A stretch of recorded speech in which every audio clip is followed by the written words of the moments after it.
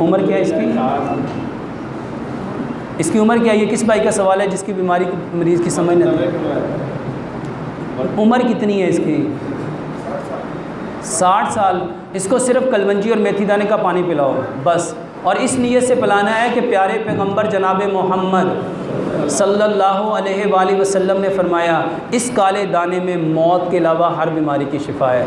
और ये जो मेथी दाना है मेरे भाइयों, मेथी दाने के बारे में इतनी रिसर्च हो रही है, इतनी रिसर्च हो रही है, आप लोग सुन के दंग रह जाओगे।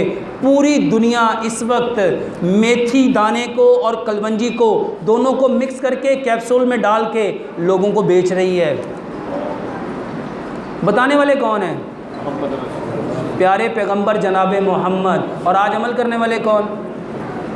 तो मेरे भाइयों, कलवंजी और मेथी दाने को मिक्स करो और इसका कावा बना के, उबालना नहीं है, 1 चम्मच मिट्टी के गिलास में भिगो के सुबह उसमें थोड़ा सा शहद और जैतून का तेल मिला के वो पिलाओ, बेहतरीन इलाज है।